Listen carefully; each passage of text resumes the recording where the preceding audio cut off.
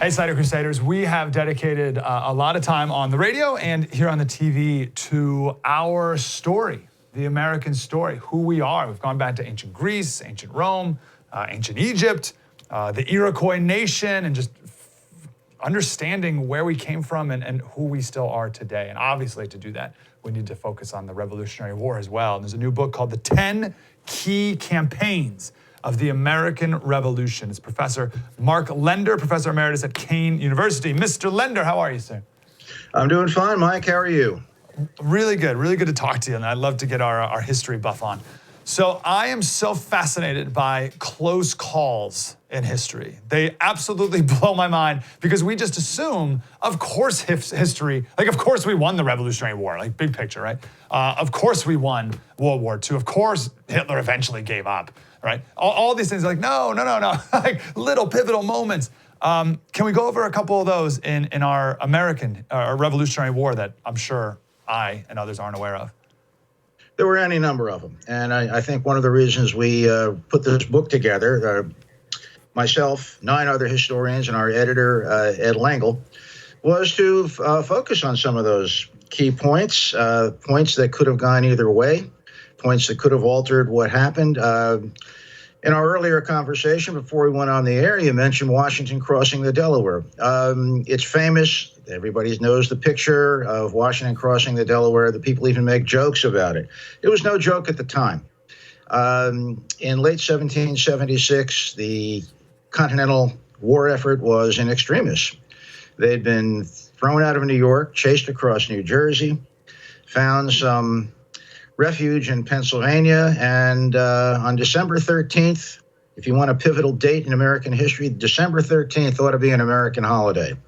It was on the 13th of December that General William Howe, the British commander who was in charge of the British military war effort, decided enough was enough, no point in chasing Washington across the river, and put his troops into winter quarters.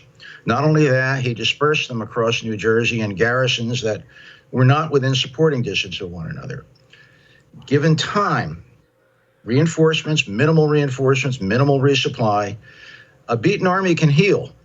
Howe provided the time. Washington scraped together the reinforcements, had people frantically gathering people and supplies, and he launched a counterattack on an isolated British garrison, mostly Germans. There were some Brits there, but it was mostly a Hessian garrison at Trenton. It was, people argue, was it a battle? Was it a raid? The shooting really didn't last more than 40 minutes, but that would be some of the more important 40 minutes in American history. If Howe had chased Washington across the Delaware, and he could have got across, it might have taken a day or two, but he could have got there, the course of the revolution might have been, certainly would have been much, much different. I'm not saying that the revolution would not have occurred. We don't know. That's speculation. But the whole situation would have altered dramatically. There were others as well. Real quick on that one, can you take us there to how desperate the Continental Army was? And I'd imagine, and you know obviously more than me, that was like the lowest of our low before then, or at least that's what I'm led to believe. So how low were we at that moment? It was pretty low.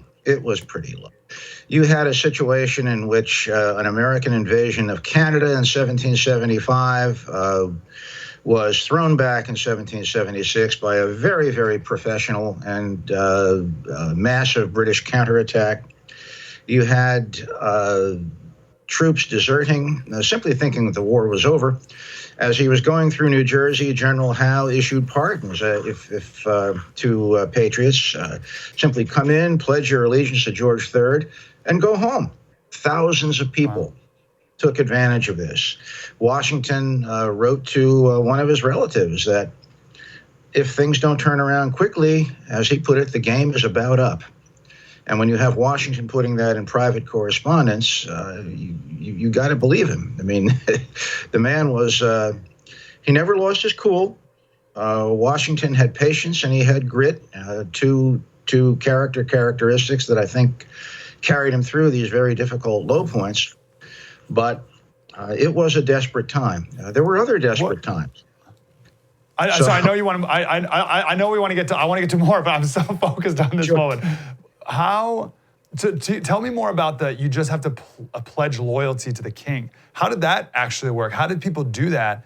And you said people by the thousands, like that had to be so demoralizing to Washington, but also to the people who were in the army. Maybe family members or friends were pledging allegiance to the king.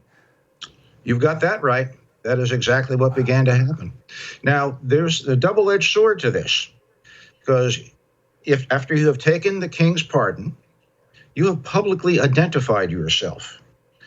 And after Washington's counterattack, the British pulled back over the rest of 1776, and there are only days left, as a matter of fact. And then into early 1777, the British held just this narrow strip between central New Jersey and coastal New Jersey, New Brunswick and Perth Amboy, for those who know the geography over there. Not very much. And so they left exposed all these individuals who had publicly come in, taken the king's pardon, and they were ripe for, how shall we put this, political re-education by their rather irate patriot neighbors. And it was, look, this was a bad business, because in their thousands, they were exiled. They eventually would have their estates confiscated. There were executions. There were bushwhackings. There was no chance, really, for a counter-revolution to take hold in the aftermath of this. And what you had was a situation where, when the British Army chose to move in strength, and I think we, in the essays in the 10 Key Campaigns book, this constantly comes out, where the British Army chose to move in strength. It was like a battleship in the ocean. It was, nobody could challenge it. But when it moved on, the ocean just filled in back of it. And that's exactly what happened to the British Army. They could do what they wanted, mostly, where they were at any given moment. But the minute they moved on, rebel forces simply took over the countryside again. They could never consolidate their control. I'm imagining the men coming back from the Continental Army and seeing that their neighbors who pledged loyalty and how they must have reacted to that. That's amazing. It was worse than that, because you weren't talking about the Continental regulars under Washington. What you were talking about was militia. These were the neighbors of the folks who had taken the king's pardon, and that was a personal grudge. What you got was, in New Jersey at least, and in a great deal of the rest of the colonies, it became a war to the knife. These were people, former neighbors, who had known one another, and they fell out over the revolutionary cause, loyalty to the king or loyalty to the revolution. There were people who tried to remain neutral. It was tough, but once you had identified yourself politically, you ran the risk of paying a real price. And you said that people were exiled. People were exiled and maybe even killed. In their thousands, more exiles, property confiscations. They confiscated loyalist property in order to finance the war effort. And it was, once it got going, I mean, by 1782, thousands of loyalist estates had been confiscated all over the 13 colonies. Unbelievable. It was a genuine social revolution at the bottom. Yes. Wow. Okay. We've spent enough time on that. That's amazing. I look forward to doing more research on that. Last big picture question, then we'll do another campaign. How unskilled, can you help me understand how unskilled our military was compared to this British battleship that you spoke of? Very, with capital letters. I mean, it was, you did have people in the 13 colonies who had military experience during the 7 Years' War. Most Americans refer to it as the French and Indian Wars. They had learned rudimentary combat. Some leaders were actually pretty darn good on the colonial side. But by and large, the Americans had not had a great deal of experience with regular armies. They distrusted regular armies. So when it came to confronting a regular army, they had to begin with the militia. And some of the militia had officers who had served in the British forces during the French and Indian War, served in provincial regiments during the French and Indian War. And that brought a leavening of experience. It was invaluable. But by and large, the revolutionaries were building their military from scratch. Some of the militias in various colonies were better prepared than others. The The essay in the 10 Key Campaigns book, I think, demonstrates that at Lexington and Concord, we showed what the militia could do if they could gather under good leadership, if they had preparation and good intelligence, and if they had numbers, they could overwhelm a professional force. And that was a misleading lesson, because having done so well at Lexington and Concord, a lot of Americans thought, we can handle the Redcoats. Well, the subsequent campaigns proved that was not the case. The Redcoats and their Hessian allies were very, very good professional troops. And it took a while for Washington to build what he called a respectable army. He wanted American regulars to fight European regulars. And it took him a while to get there. They had a lot of combat experience over 1777, but it wasn't until 1778, during the Monmouth campaign, and that's my essay in the book.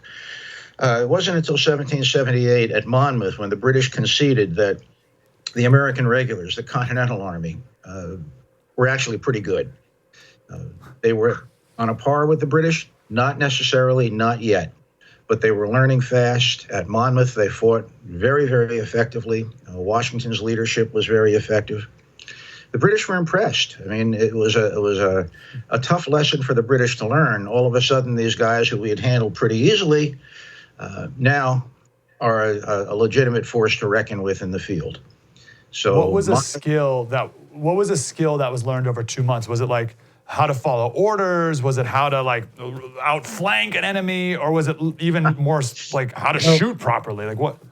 It was even more basic. Wow. It was even more basic. You needed a standard drill so that any officer coming upon any group of American soldiers could give an order and they would understand what it meant. Now, it's not that the Americans were untrained. You had regimental commanders in 1777 who were training their brigades and their regiments.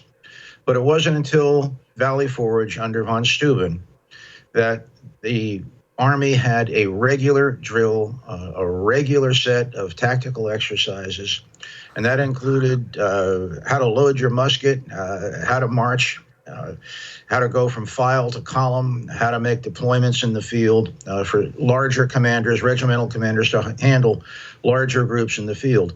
Let me give you one example, and I think you'll find this interesting. As Washington chose to counterattack at Monmouth, this is the 28th of June, 1778, he organized what he called battalions of picked men. He would go to the regiments, give me a couple of good officers and 20 of your best guys. And they put these picked men into separate battalions. Now, these were men from different regiments, had not served with one another before. These officers would go into the picked battalions.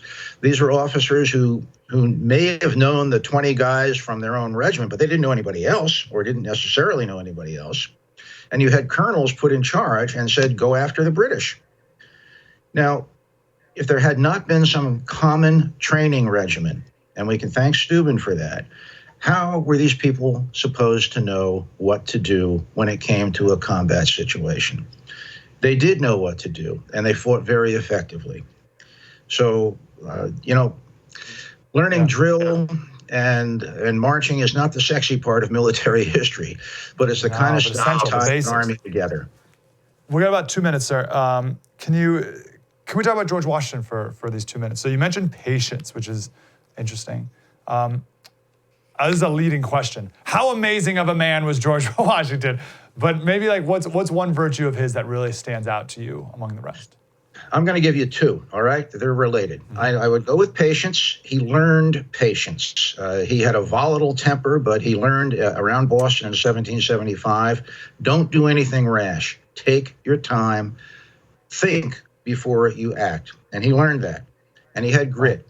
Call it determination.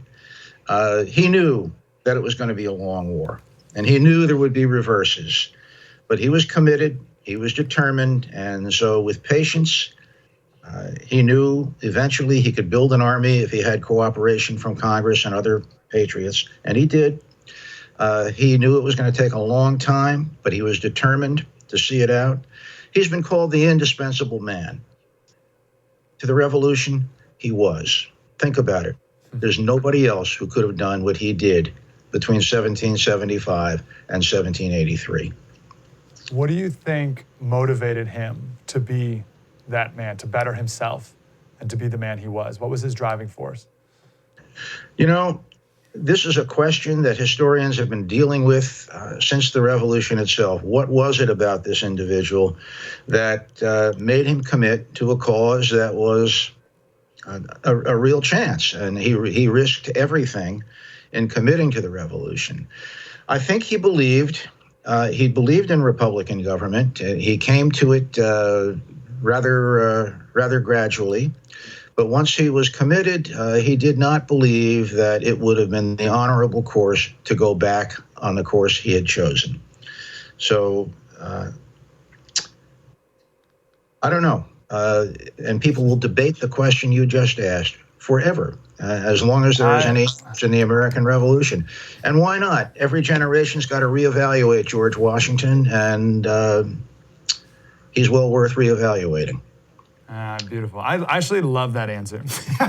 I also love the humility of that answer. You know, it's like, don't know, but we'll keep learning. Sir, your book has moved to the top of my queue. I'm going to read it this weekend. The 10 Key Campaigns of the American Revolution. Mark Lender. Professor, can we talk again? Anytime. It was a pleasure, Appreciate Mike. you very much. Yeah, 10 key campaigns of the American Revolution. This is our story. We got to know it. We have to know it. It's our responsibility to teach our kids these stories as well, because they're not going to learn them in school. It's your responsibility as the parent. True story. Mike Slater. Got a big special tomorrow about virtue and morality. Spread the word.